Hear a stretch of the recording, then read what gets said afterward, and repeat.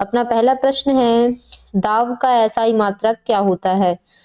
तो दाब का एसआई मात्रक पास्कल होता है। अपना राइट आंसर होगा पास्कल। दाब किसी सतह पर लंबवत लगाए गए बल को उस सतह के क्षेत्रफल से भाग देकर प्राप्त किया जाता है।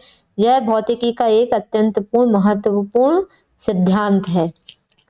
सिक्के, हथौड़ा, चाकू आदि चीजें दाब के सिद्धांत पर ही कार्य करती हैं। अगर सतह का क्षेत्रफल छोटा हो तो दाब बढ़ जाता है। इसी कारण से चाकू की तेज धार आसानी से वस्तुओं को काट देती है। क्यों? क्योंकि उसका क्षेत्रफल छोटा होता है और दाब बढ़ जाता है। 1 पास्कल बराबर क्या होता है? 1 न्यूटन प्रति वर्ग मीटर होता है। दाब को बार, एटमॉस्फेयर, टार आदि चीजों में हम माप सकते हैं। ब्लड प्रेशर भी दाब है जिसे mmHg में मापा जाता है।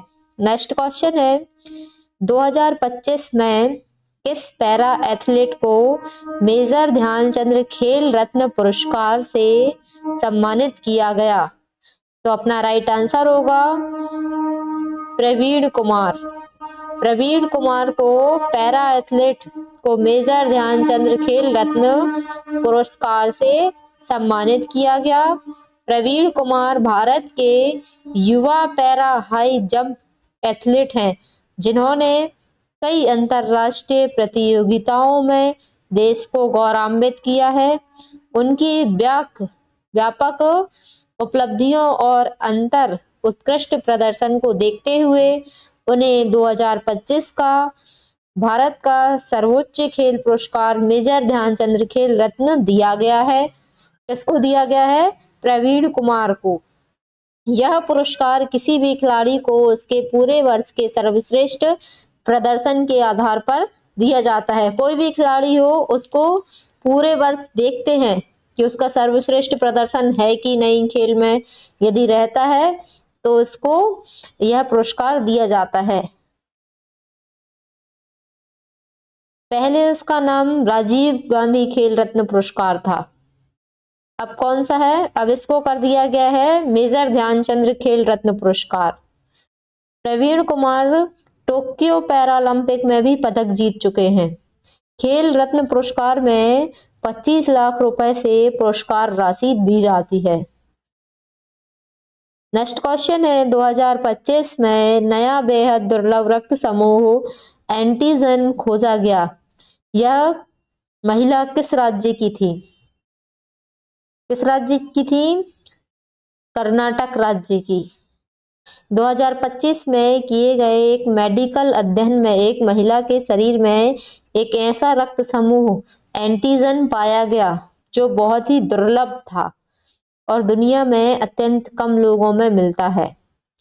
रक्त समूह एंटीजन की खोज चिकित्सा विज्ञान में महत्वपूर्ण मानी जाती है क्योंकि इससे रक्त चढ़ाने में सावधानी बरतने और नए शोध करने में मदद मिलती है।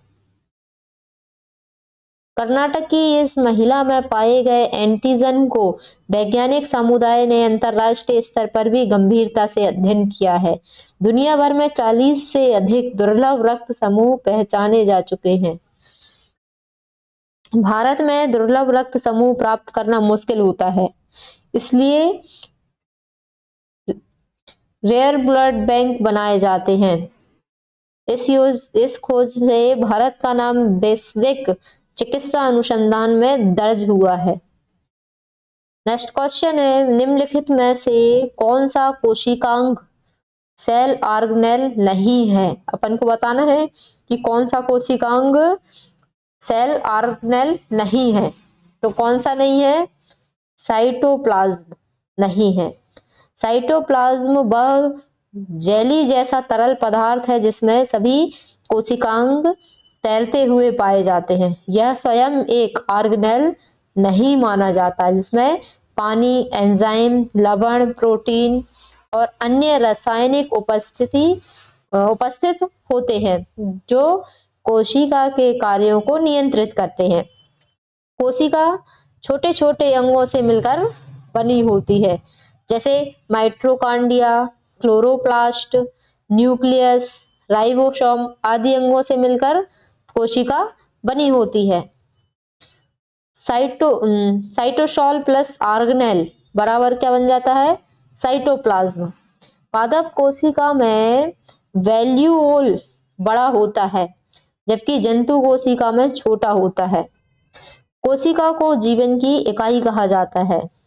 ओके, यदि आप चैनल पर नए हो तो प्लीज वीडियो को लाइक एंड चैनल को सब्सक्राइब जरूर करें। नेक्स्ट क्वेश्चन है अपना, भ्रष्टाचार धारणा सूचकांक 2024 में प्रथम देश कौन सा था? तो भ्रष्टाचार धारणा सूचकांक 2024 में प्रथम देश डेनमार्क था। सीपीआई एक अंतरराष्ट्रीय रिपोर्ट है जिसे ट्रांसपेरेंसी इंटरनेशनल जारी करता है और यह 180 देशों में सरकारी संस्थानों में भ्रष्टाचार के स्तर को मापती है। सीपीआई स्कोर 0 से 100 के बीच होता है।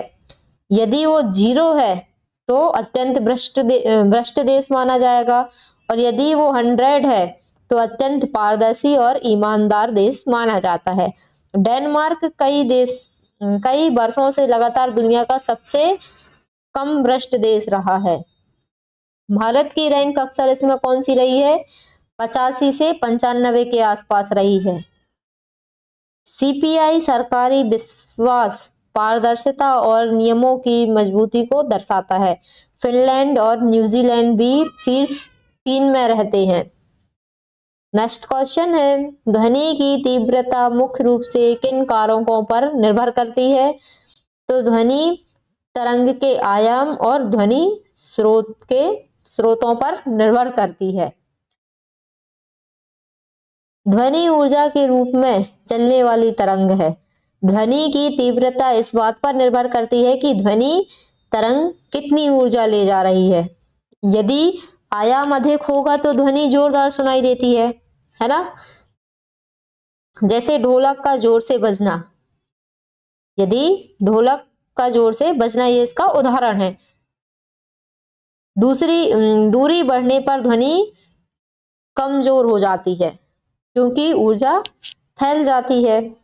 यदि अब जैसे अपन ढोलक बजाते हैं तो ढोलक क्या आयाम अधिक होता है तो ध्वनि हमें जोरदार सुनाई देती है, अच्छी सुनाई देती है। ओके, और दूरी बढ़ने पर ध्वनि कमजोर हो जाती है तो और ऊर्जा में फैल जाती है तो इसलिए हमें अच्छी सुनाई नहीं देती। इसका एसआई मात्रक क्या है? वाट प्रति वर्ग मीटर।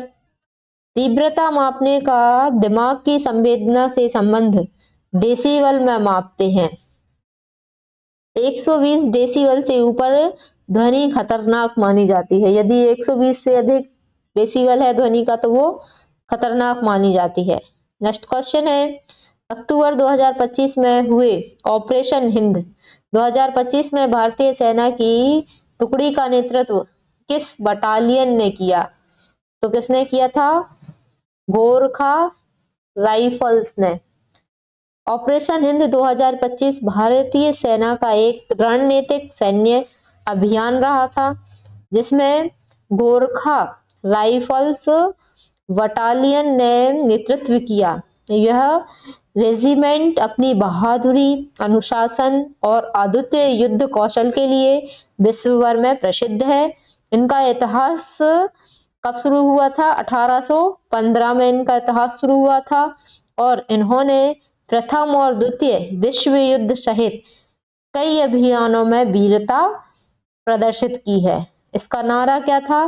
तो इनका नारा था जय महाकाली आयो गोरखाली, ये इनका नारा था। गोरखा सैनिक कुकरी नामक विशेष हथियार का प्रयोग करते थे। किस हथियार का प्रयोग करते थे? कुकरी नामक हथियार का। भारतीय सेना में कुल 7 गोरखा राइफल्स रेजिमेंट हैं। नेक्स्ट क्वेश्चन है, दिसंबर 2025 की शुरुआत तक भारत की लाइव ब्लिट्स रैंकिंग में कौन सा ग्रैंड मास्टर पहले स्थान पर रहा? तो कौन सा ग्रैंड मास्टर पहले स्थान पर था? आर गगनअंधा। स्विट्स शतरंज वह प्रारूप है जिसमें खिलाड़ी को बहुत कम समय मिलता है। ऐसे तेज खेल में मानसिक गति और तत्काल निर्णय लेने की क्षमता होती है। जब कम समय मिल रहा है तो उसको मानसिक गति बढ़ानी पड़ेगी और निर्णय जल्दी लेना पड़ेगा। आर प्रज्ञानंदा भारत के युवा प्रतिभाशाली और विश्व प्रसिद्ध शतरंज ग्रैंड मास्टर हैं। उनकी तीव्र सोच और रणनीति चालें और लगातार उत्कृष्ट प्रदर्शन ने उन्हें 2025 में भारत का नंबर 1 ब्रिट्स खिलाड़ी बनाया। वे मैग्नस कार्लसन को हराने वाले सबसे युवा खिलाड़ियों में से एक थे। वर्ल्ड चेस फेडरेशन FIDE विश्व रैंकिंग जारी करती है। 2023 और 2025 के बीच उनकी रेटिंग सबसे तेजी से बढ़ी। नेक्स्ट क्वेश्चन है, हाइड्रा में मुकुलन द्वारा होने वाला प्रजनन किस प्रकार का होता है? तो हाइड्रा में मुकुलन द्वारा होने वाला प्रजनन अलैंगिक प्रजनन होता है। हाइड्रा एक मीठे पानी में पाए जाने वाली जीव है जो अपने शरीर से छोटी कलियां निकलकर नई संतान बनाती हैं। कली पूरी तरह विकसित होने के बाद माता से अलग होकर स्वतंत्र जीवन जीने लगती है। हाइड्रा क्या होती है? एक मीठे पानी में पाई जाने वाली जीव होती है जो अपने शरीर से छोटी छोटी कलियां निकलकर नई संतान बनाती है और कली क्या करती है? पूरी तरह विकसित होने के बाद माता से अलग होकर स्वतंत्र जीवन जीने लगती है। हाइड्रा अपनी रीजनरेशन क्षमता के लिए प्रसिद्ध है। अलैंगिक प्रजनन में केवल एक माता पिता होता है। नेक्स्ट क्वेश्चन है, दांतों का क्षय कब शुरू होता है? जब मुंह का pH कितना हो जाए? दांतों का क्षय कब शुरू होता है? जब मुंह का pH 5.5 हो जाए। मुंह में सामान्यतः pH लगभग 6.5 से 7.5 होता है।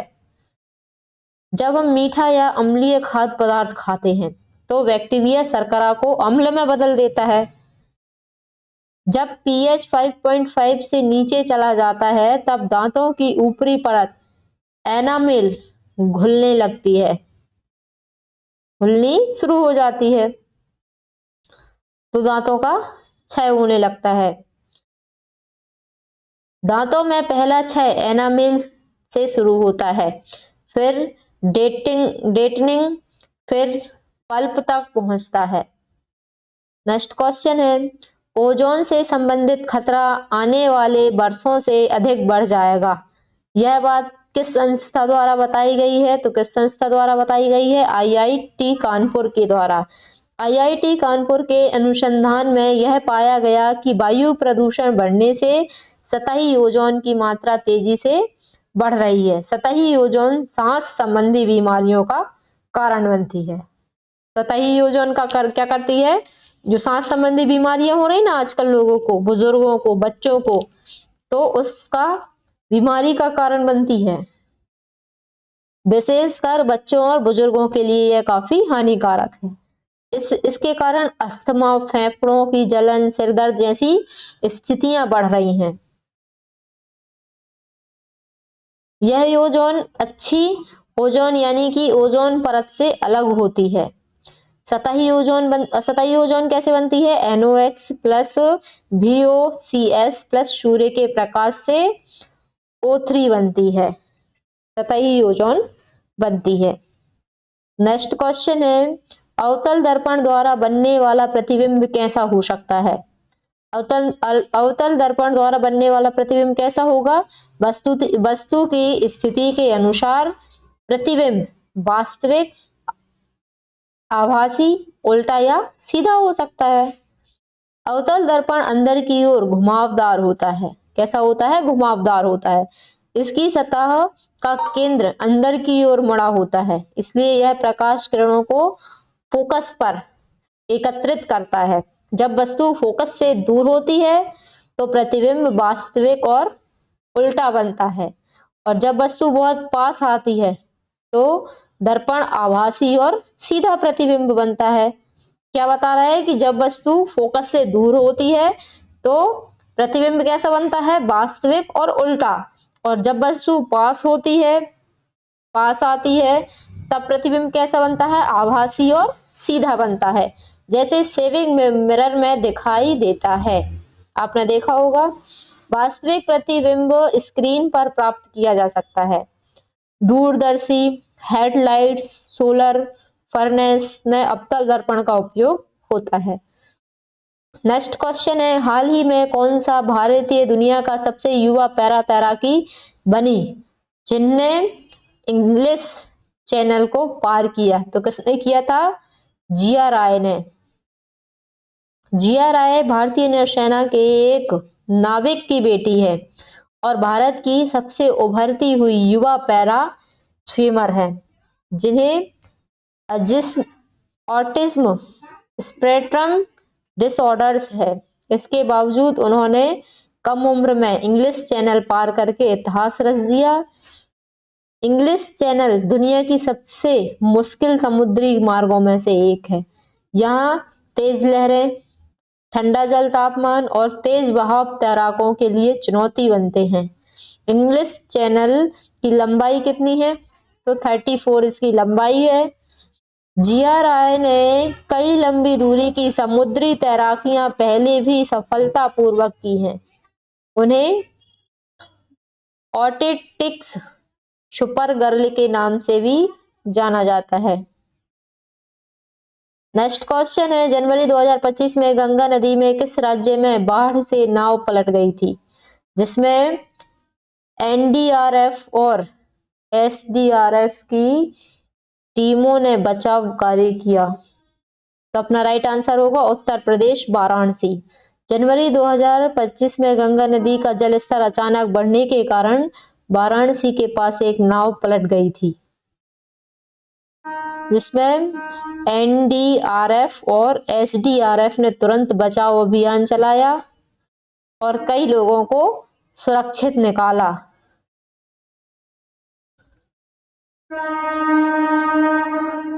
एनडीआरएफ का मतलब क्या है? नेशनल डिजास्टर रिस्पांस फोर्स, और एसडीआरएफ का मतलब है state disaster response force. Next question है, सूखे पत्ते और फल तब गिर जाते हैं जब हम किसी पेड़ को हिलाते हैं, तो यह किसके कारण होता है? यह किसका उदाहरण है? तो यह जड़त्व का उदाहरण है। जड़त्व वह गुण है जिसमें कोई वस्तु अपनी अवस्था में तब तक बनी रहती है जब तक उस पर बाहरी बल ना लगाया जाए। सही बात है कि जब तक वह वस्तु जब तक बनी रहती है जब तक हम उस पर बाहरी बल ना लगाया जाए। जब पेड़ को हिलाया जाता है तो शाखाएं तो हिल जाती हैं और पत्तियों में मौजूद जड़त्व उन्हें वहीं रहने देता है, इस कारण वे गिर जाते हैं। यह न्यूटन के प्रथम गति के नियम पर आधारित है। नेक्स्ट क्वेश्चन है, धातु और अधातुओं के बीच कौन सा बंध बनता है? तो धातु और अधातुओं के बीच कौन सा बंध बनता है? आयोनिक बंध। धातु इलेक्ट्रॉन छोड़कर धनायन बनाती है और अधातु इलेक्ट्रॉन लेकर ऋण आयन बनाती है। धातु जब इलेक्ट्रॉन छोड़कर कौन सा आयन बनाती है? धन आयन बनाती है, और धातु जब इलेक्ट्रॉन लेती है तो वो कौन सा आयन बनाएगी? ऋण आयन बनाती है।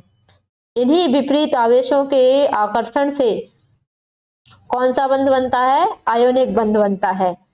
NaCl, जिसको साधारण नमक कहते हैं, सबसे प्रसिद्ध आयोनिक यौगिक है। आयोनिक यौगिक ऊंचे तापमान पर गलते हैं और पानी में घुलकर विद्युत प्रवाह करते हैं। नेक्स्ट क्वेश्चन है, 2025 में न्यू डेवलपमेंट बैंक का 9वां सदस्य कौन बना? तो न्यू डेवलपमेंट बैंक का 9वां सदस्य कौन था? अल्जीरिया। न्यू डेवलपमेंट बैंक की स्थापना ब्रिक्स देशों द्वारा विकासशील देशों को वित्तीय सहायता देने के लिए उद्देश्य से हुई थी। 2025 में अल्जीरिया को इसका 9वां सदस्य बनाया गया। और न्यू डेवलपमेंट बैंक का मुख्यालय कहाँ है? तो शंघाई में इसका मुख्यालय है। यदि आप चैनल पर नए हैं तो प्लीज वीडियो को पहला प्रश्न है, भारत में फायर सेफ्टी वीक राष्ट्रीय अग्निशमन सेवा सप्ताह प्रति वर्ष किस अवधि में मनाया जाता है? तो अपना राइट आंसर होगा 14 से 12 अप्रैल। 14 से 12 अप्रैल में राष्ट्रीय अग्निशमन सेवा सप्ताह प्रतिवर्ष मनाया जाता है। फायर सेफ्टी वीक पूरे देश में अग्नि सुरक्षा के प्रति जागरूकता बढ़ाने के उद्देश्य से मनाया जाता है। किस उद्देश्य से मनाया जाता है?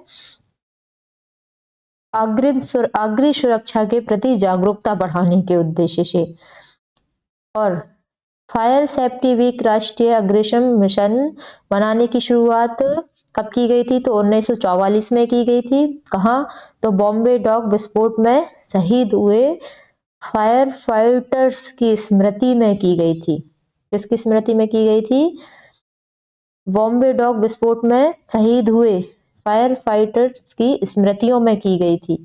इस सप्ताह के दौरान आग से बचाव के तरीकों, प्रशिक्षण, मॉक ड्रिल और जागरूकता अभियान को आयोजित किया गया। फायर सेफ्टी वीक राष्ट्रीय अग्निशमन सेवा, इसका आयोजन फायर सर्विसेज डे कब से शुरू हुआ है? कब से? 14 अप्रैल से। भारत की फायर सर्विसेज गृह मंत्रालय के अधीन कार्य करती है। इसका उद्देश्य क्या है? किसका? फायर सेफ्टी वीक राष्ट्रीय अग्निशमन सेवा का। तो जन सुरक्षा, अग्रिम रोकथाम और आधुनिक उपकरणों का प्रदर्शन इसका उद्देश्य है। नेक्स्ट क्वेश्चन है, जून 2025 में भारत की किस खिलाड़ी को PSA अवार्ड 2024-25 प्रदान किया गया?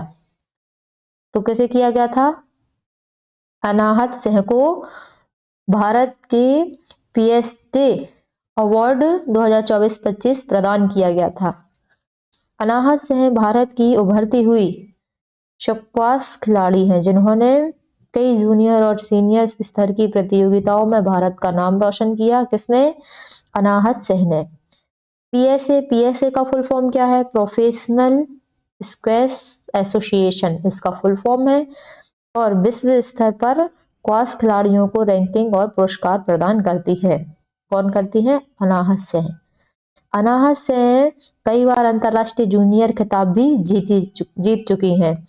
भारत में स्क्वैश का विकास तेजी से हो रहा है और अनाहत इसके बड़े चेहरे के रूप में उभर रही हैं। PSA अवार्ड प्रतिभा, प्रदर्शन और वर्ष भर के योगदान के आधार पर दिया जाता है। किसके आधार पर दिया जाता है? प्रतिभा, प्रदर्शन और वर्ष भर के योगदान के आधार पर PSA अवार्ड दिया जाता है। नेक्स्ट क्वेश्चन है, DRDO ने स्वदेशी stratospheric airship platform का सफल परीक्षण कहाँ किया? तो कहाँ किया है? मध्य प्रदेश में। मध्य प्रदेश में DRDO ने stratospheric airship platform का परीक्षण किया है। यह प्लेटफॉर्म एक उन्नत एरियल सर्विलांस सिस्टम है जिसमें हल्के वजन वाली एयरशिप तकनीक का उपयोग किया गया है। इसका उद्देश्य क्या है? तो इसका उद्देश्य है सीमाई सुरक्षा, निगरानी और आपातकालीन परिस्थितियों में सहायता प्रदान करना। ये किसका उद्देश्य है? Stratospheric airship platform. DRDO Bharat की सबसे बड़ी रक्षा अनुसंधान संस्था है। सबसे बड़ी अनुसंधान संस्था कौन सी है? DRDO। ऐसे परीक्षण भविष्य की रक्षा तकनीकों को मजबूत करते हैं। यह प्लेटफॉर्म उच्च ऊंचाई से निगरानी की क्षमता प्रदान करता है।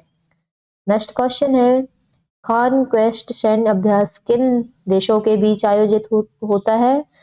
तो भारत और मंगोलिया के बीच कौन सा अभ्यास आयोजित किया जाता है? खान क्वेस्ट सैन्य अभ्यास। खान क्वेस्ट एक बहुराष्ट्रीय शांति मिशन आधारित सैन्य अभ्यास है जिसमें भारत और मंगोलिया प्रमुख साझेदार रहे हैं।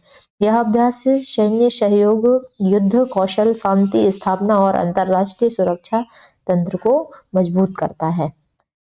खान क्वेस्ट सैन्य अभ्यास की शुरुआत कब हुई थी?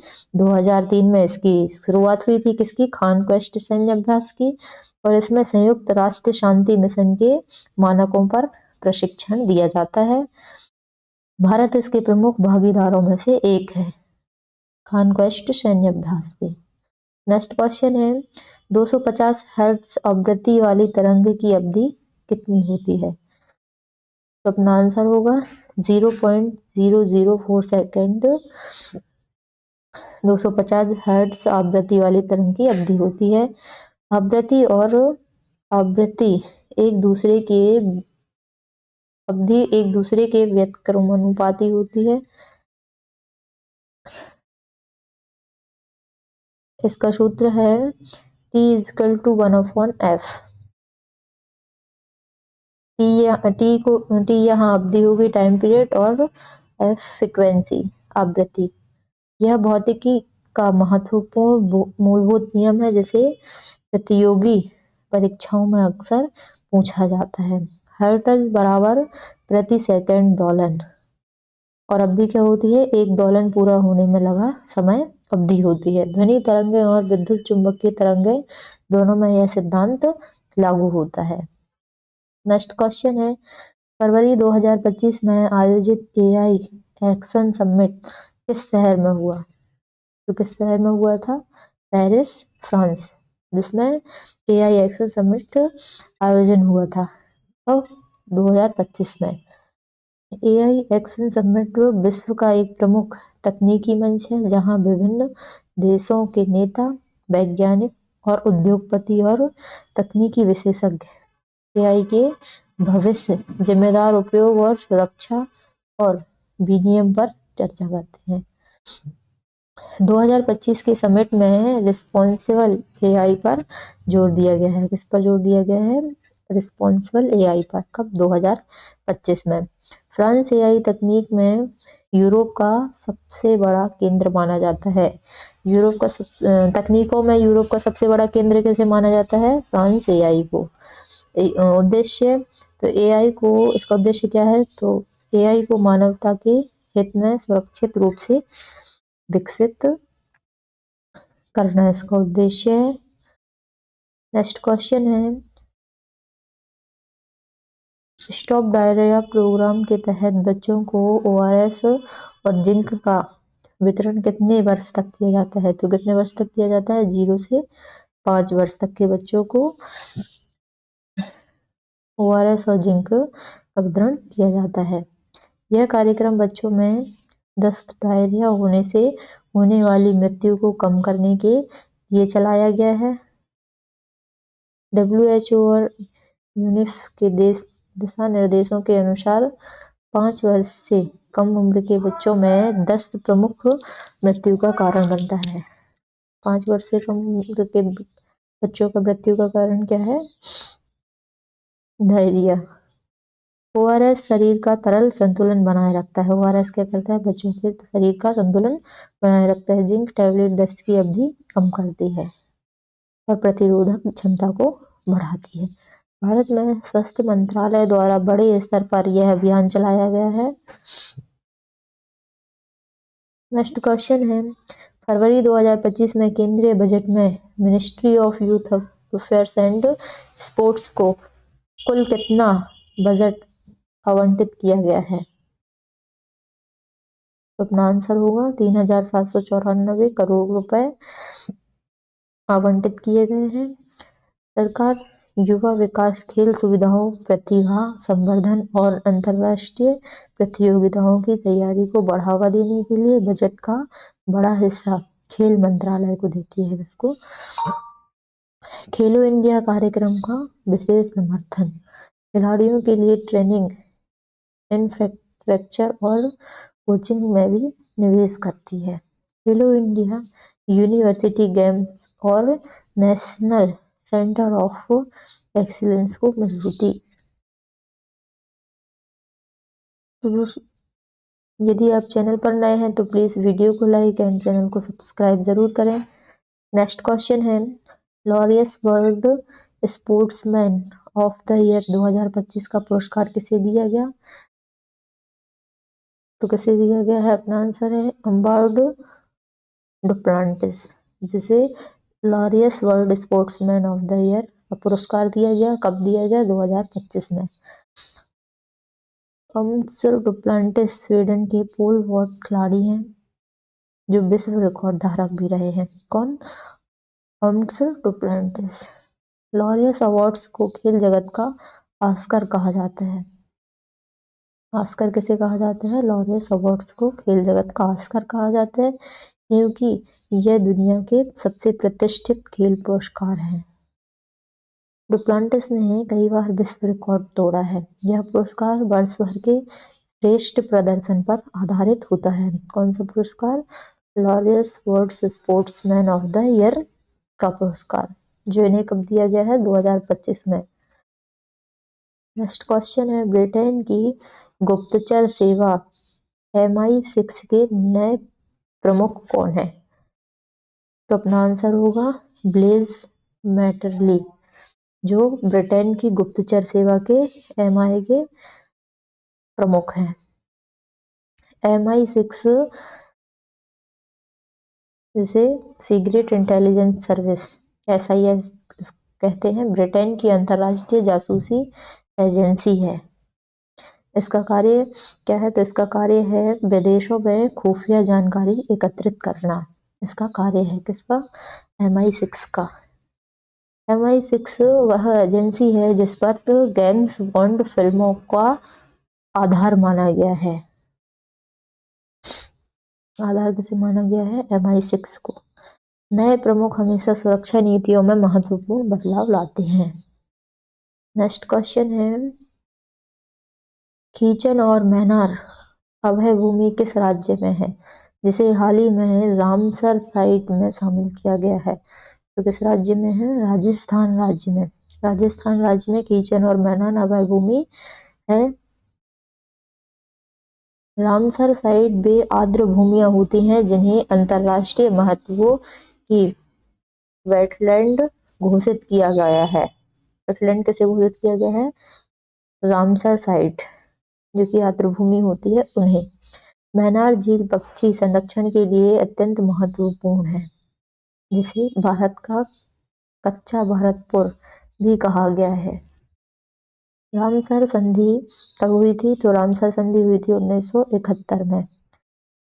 किस शहर में हुई थी? तो ईरान के रामसर शहर में यह संधि हुई थी। और कब? 1971 में। भारत में 2025 तक 80+ रामसर साइट्स शामिल हो चुकी हैं।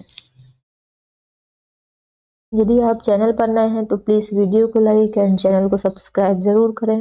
नेक्स्ट क्वेश्चन है, एक्सिस मिशन में भारत की ओर से कौन से अंतरिक्ष यात्री शामिल हुए थे? तो कौन से अंतरिक्ष यात्री शामिल हुए थे? सुधांशु शुक्ला एक्सिस मिशन में भारत की ओर से शामिल हुए थे।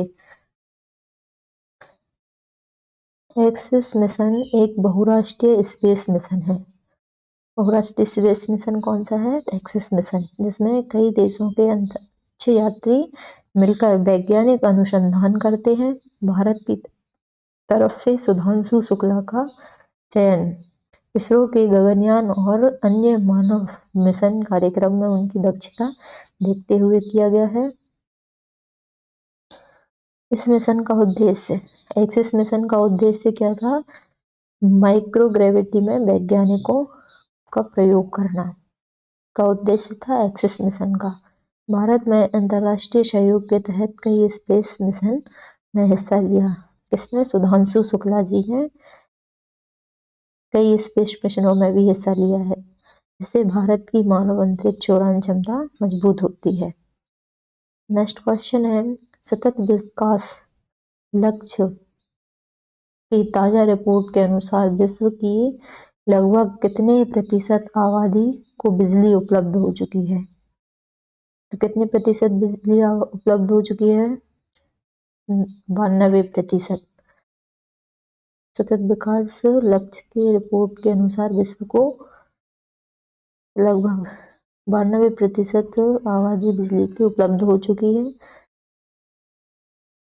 SDG 7 affordable and clean energy का लक्ष्य क्या है? विश्व की पूरी जनसंख्या को सस्ती, विश्वसनीय और स्वच्छ ऊर्जा उपलब्ध कराना। ये इसका लक्ष्य है किसका? SDG 7 का। नवीनतम रिपोर्ट के अनुसार 92% वैश्विक आबादी को बिजली की पहुंच मिल चुकी है। हालांकि अफ्रीका व दक्षिण एशिया के ग्रामीण क्षेत्रों में अभी भी सुधार की आवश्यकता है। बिजली सुधार की आवश्यकता है। कहाँ? अफ्रीका और दक्षिण एशिया में। सतत विकास का लक्ष्य क्या है? तो उसका विकास का लक्ष्य है 2030 तक पूरे करने का उद्देश्य। भारत में सौभाग्य योजना जैसी नीतियों से बिजली पहुंच में बड़ी प्रगति हुई है। नवीनीकरण ऊर्जा जैसे सोलर, विंड, इसका भी योगदान तेजी से बढ़ रहा है। नेक्स्ट क्वेश्चन है, कार्बन यौगिकों के उत्पादन बनाने पर कौन कौन से बंध उपस्थित होते हैं? तो अपना आंसर होगा संयोजक बंध। संयोजक बंध कार्बन और यौगिक के उत्पादन बनाने में उपस्थित होते हैं। कार्बन परमाणु अपनी अनोखी संयोजकता के कारण हाइड्रोजन, ऑक्सीजन, नाइट्रोजन जैसे तत्वों के साथ संयोजक आबंध बनाता है। कार्बन किसके साथ अपना संयोजक आबंध बनाता है? हाइड्रोजन, ऑक्सीजन और नाइट्रोजन के साथ। इसी वजह से कार्बन यौगिक की संख्या लाखों में पाई जाती है, जो कार्बनिक रसायन का आधार माना गया है। सहसंयोजक बंध में इलेक्ट्रॉनों को सहसंयोजक बंध में इलेक्ट्रॉनों को साझा होता है। कार्बन की कैटेनेशन क्षमता के कारण लंबी श्रृंखलाएं बनती हैं। जीवन की सभी महत्वपूर्ण संरचनाएं जैसे DNA, प्रोटीन, कार्बोहाइड्रेट ये कार्बन आधारित होती हैं। नेक्स्ट क्वेश्चन है, ऑनलाइन गेमिंग बिल 2025 का दूसरा नाम क्या है? तो ऑनलाइन गेमिंग बिल को हम किस नाम से जानते हैं? ऑनलाइन गेमिंग संशोधन एवं विनियमन विधेयक के नाम से। यह विधेयक भारत में ऑनलाइन गेमिंग उद्योग को नियंत्रित, नियमित और सुरक्षित बनाने के लिए पेश किया गया है।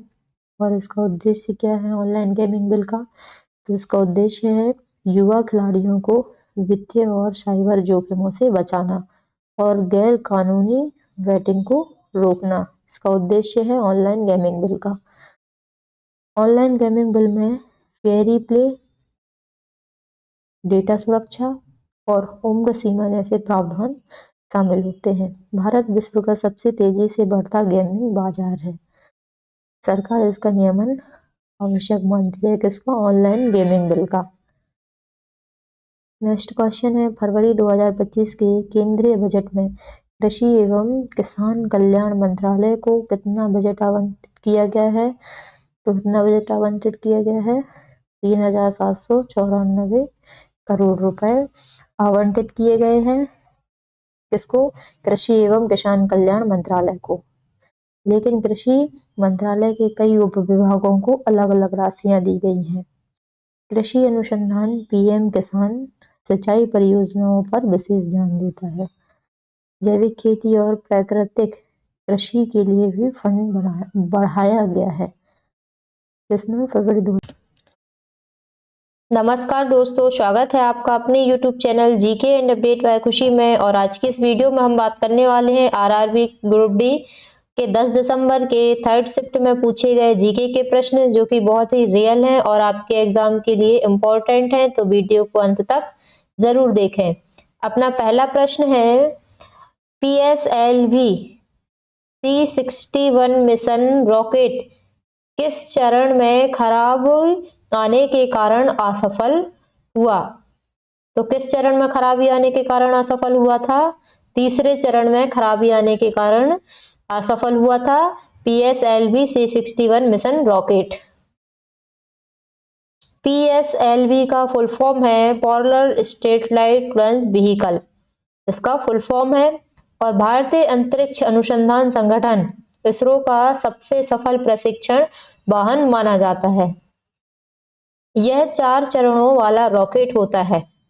PSLV C61 मिशन के दौरान तीसरे चरण में तकनीकी खराबी आने के कारण रॉकेट अपनी निर्धारित कक्षा तक नहीं पहुंच पाया।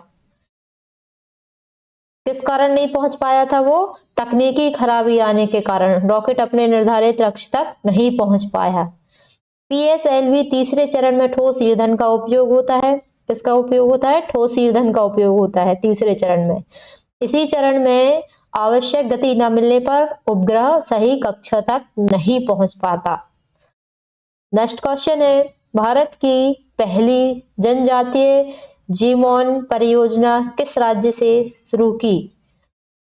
तो अपना आंसर होगा गुजरात राज्य से। गुजरात राज्य से भारत की पहली जनजातीय जीनोम परियोजना शुरू की गई है। भारत में पहली बार किसी राज्य ने आदिवासी समुदाय के स्वास्थ्य और आनुवंशिक विशेषताओं को समझने के लिए जीनोम मैपिंग परियोजना शुरू की। तो जीनोम मैपिंग परियोजना क्यों शुरू की थी? आदिवासी समुदाय के स्वास्थ्य और आनुवंशिक विशेषताओं को समझने के लिए भारत में पहली बार यह जीनोम मैपिंग परियोजना शुरू की गई। गुजरात सरकार का उद्देश्य क्या था? तो गुजरात सरकार का उद्देश्य था कि आदिवासी समुदाय में पाई जाने वाली बीमारियों, रोग प्रतिरक्षक क्षमता और जेनेटिक विविधताओं का अध्ययन किया जा सके। ये किसका उद्देश्य था? गुजरात सरकार का उद्देश्य था। जीनोम परियोजना के माध्यम से रोगों की भविष्यवाणी और इलाज को बेहतर बनाया जा सकता है। किससे? जीनोम परियोजनाओं के माध्यमों से हम क्या कर सकते हैं? रोगों की भविष्यवाणी कर सकते हैं और इलाजों को बेहतर बना सकते हैं। इसे स्वस्थ नीतियां बनाने में भी मदद मिलती है। किससे? जीनोम परियोजना से। नेक्स्ट क्वेश्चन है, ऑस्ट्रेलिया गोल्डन स्पाइक 2025 में पुरुष भाला फेंक में स्वर्ण पदक किसने जीता?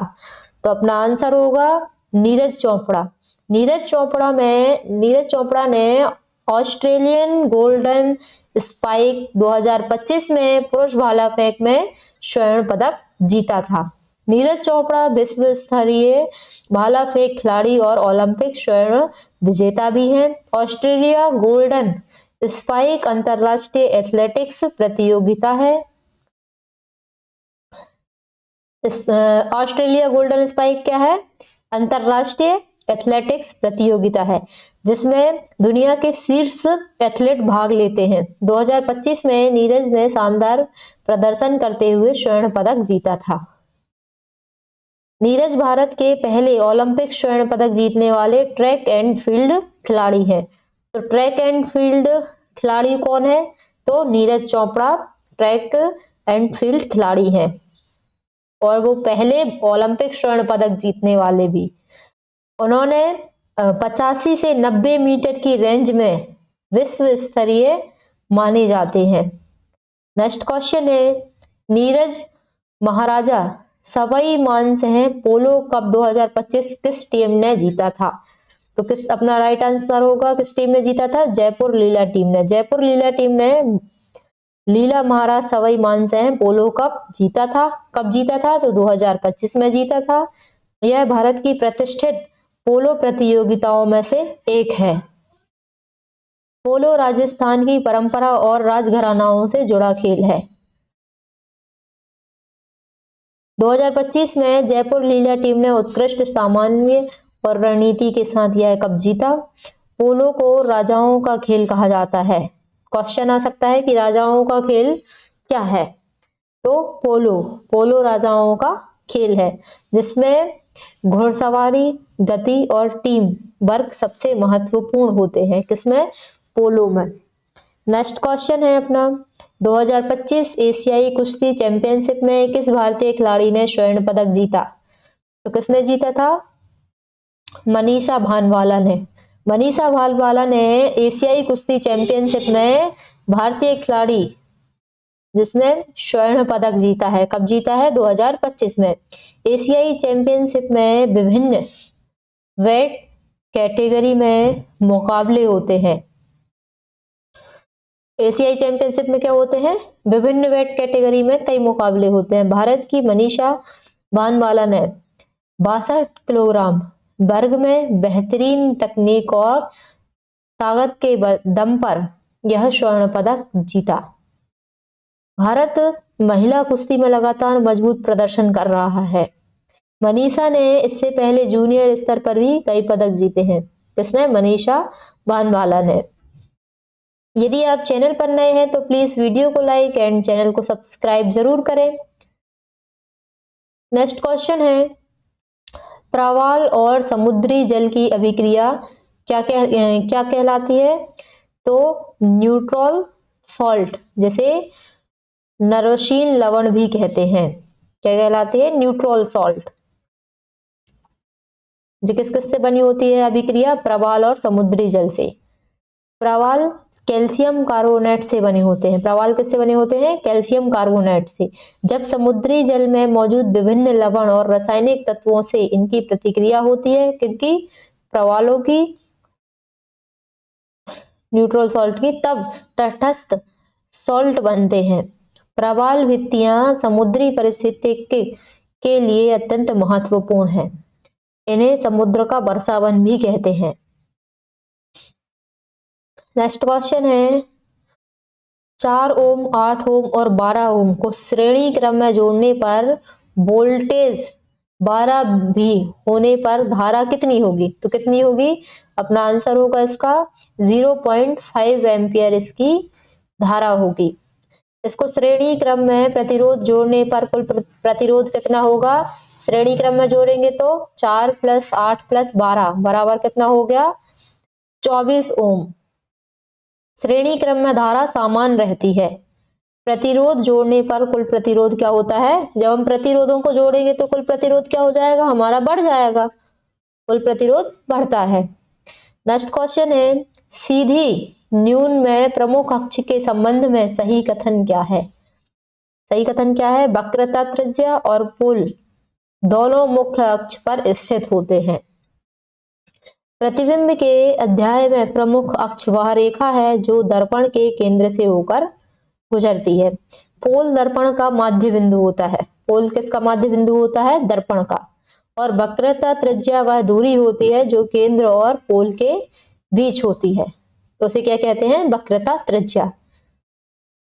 अवतल दर्पण में किरणें फोकस पर मिलती हैं। अवतल दर्पण में किरण कहाँ मिलेंगी? फोकस पर मिलेगी। और उत्तल दर्पण में किरणें कहाँ मिलती हैं? अपसृत प्रतीत होती हैं। नेक्स्ट क्वेश्चन है, खानवा सिरा बनाने के लिए किस रासायनिक यौगिक का उपयोग होता है?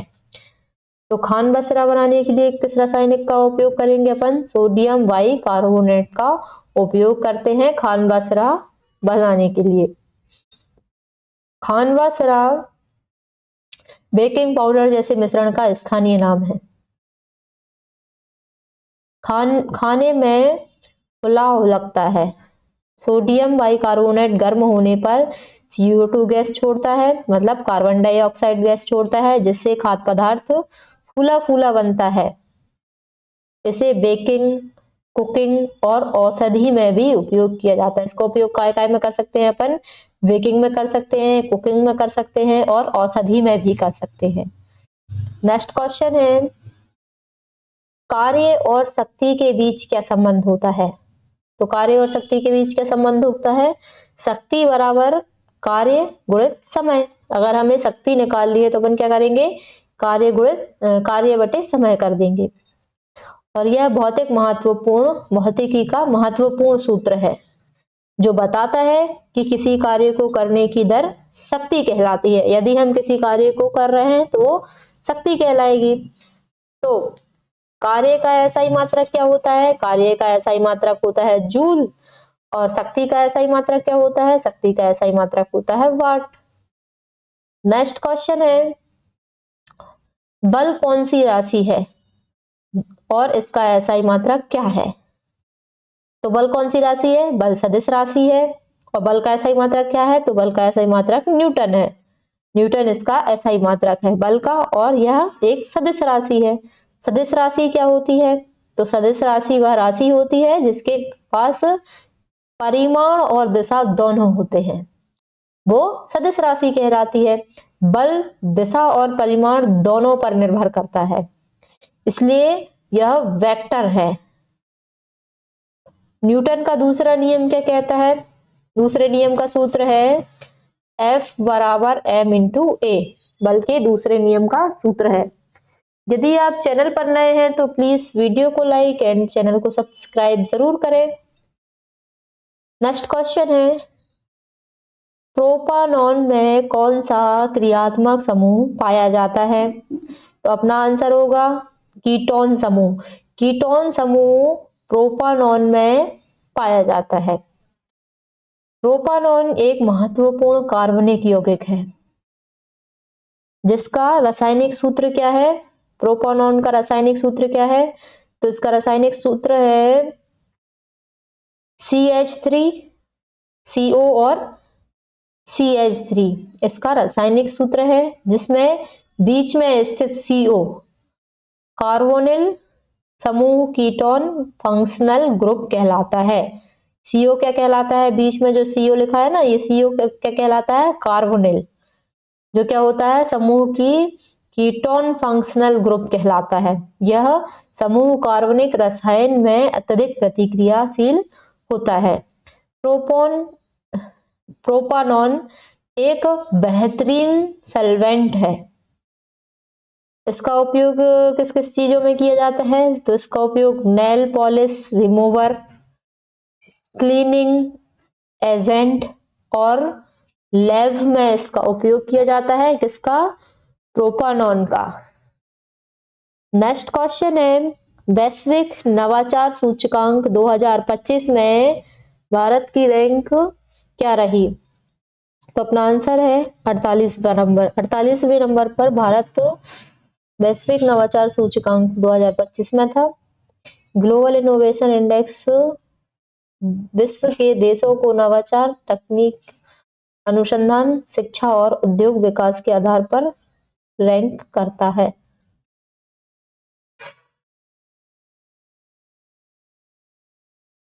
वर्ष 2025 में भारत ने कई क्षेत्रों जैसे स्टार्टअप, इकोसिस्टम, डिजिटल इनोवेशन और AI रिसर्च में प्रगति कर 48वीं रैंक प्राप्त की है। किसमें? वैश्विक नवाचार सूचकांक में। किसने? भारत ने। ग्लोबल इनोवेशन इंडेक्स को WIPO भी जारी करता है। वर्ल्ड इंटेलेक्चुअल प्रॉपर्टी ऑर्गेनाइजेशन जारी करता है। कई वर्षों से भारत उभरते नवाचारशील देशों में शामिल हुआ है। नेक्स्ट क्वेश्चन है, बेकिंग सोडा के निर्माण में किन यौगिकों की आवश्यकता होती है? तो किन किन यौगिकों की आवश्यकता होती है बेकिंग सोडा के निर्माण में? सोडियम क्लोराइड की, अमोनिया की, जल और कार्बन डाइऑक्साइड की आवश्यकता होती है।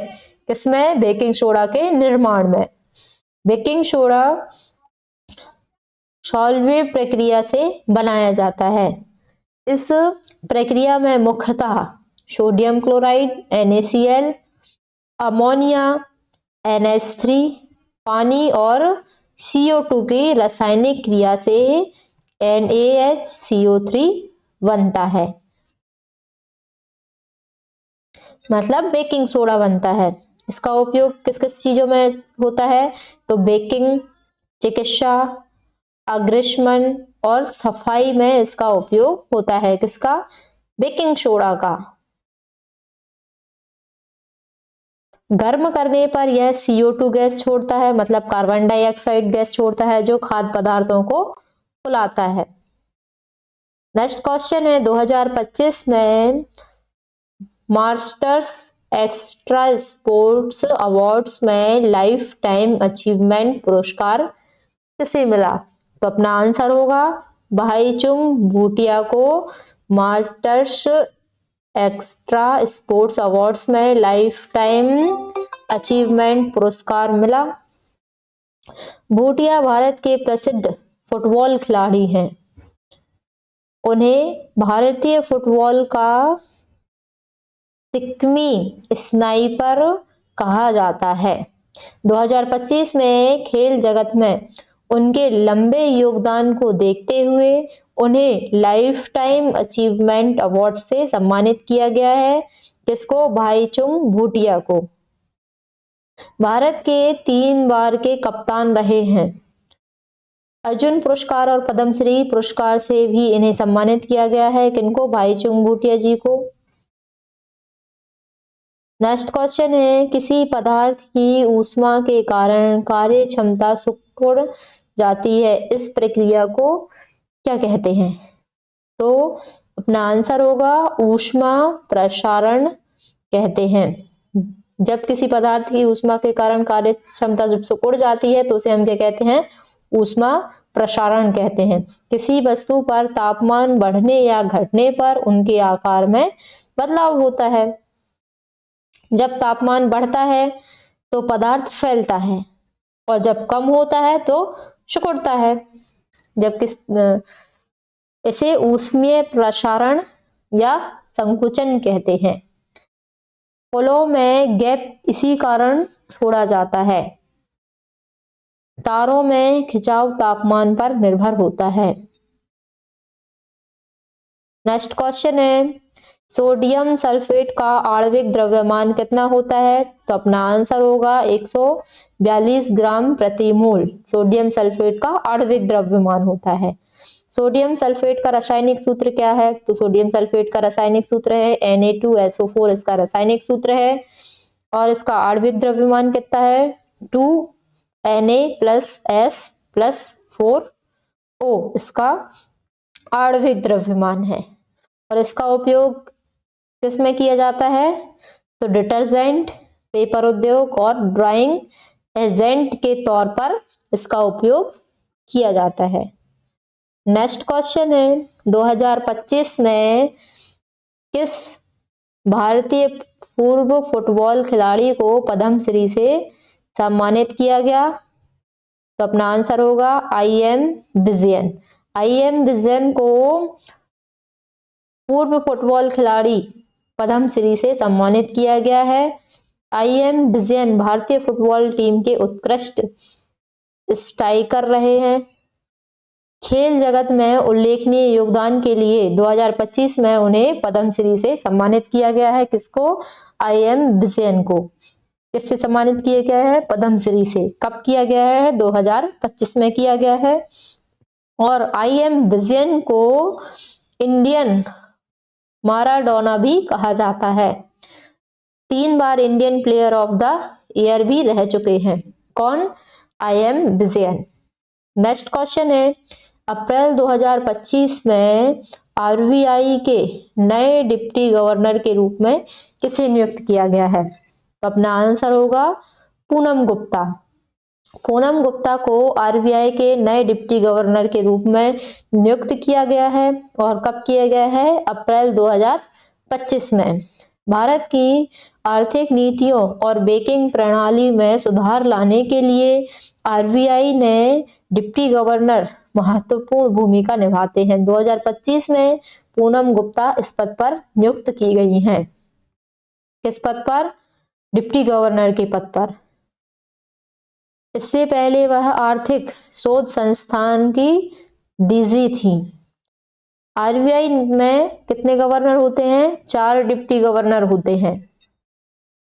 नेक्स्ट क्वेश्चन है, फिर प्रिज्म में आपतित किरण और निर्गत किरण के बीच कोण को क्या कहते हैं? तो अपना आंसर होगा विचलन कोण। प्रिज्म में आपतित कोण और निर्गत कोण को क्या कहते हैं? विचलन कोण कहते हैं। प्रिज्म में जब प्रकाश प्रवेश करता है तो वह अपवर्तन के कारण मुड़ता है और आपतित और निर्गत किरणों के बीच आने वाला कोण क्या कहलाता है? विचलन कहलाता है। प्रिज्म प्रकाश को विभिन्न रंगों में विभाजित करता है जिसे क्या कहते हैं? विकिरण कहते हैं। लाल रंग सबसे कम मुड़ता है प्रिज्म में। यदि आप चैनल पर नए हैं तो प्लीज वीडियो को लाइक एंड चैनल को सब्सक्राइब जरूर करें। तो दोस्तों, आपकी सफलता ही हमारा मकसद है। अगर आज की वीडियो आपको पसंद आई हो तो वीडियो को लाइक और शेयर जरूर करें, और नई अपडेट और जीके की वीडियो को देखने के लिए चैनल को सब्सक्राइब कर लें, और पीडीएफ के लिए हमारे टेलीग्राम चैनल को भी ज्वाइन करें, और हमें कमेंट कर कर बताएं कि आपका एग्जाम किस डेट में और किस शिफ्ट में है। मिलते हैं अगली वीडियो में। Thank you. जय श्री कृष्ण।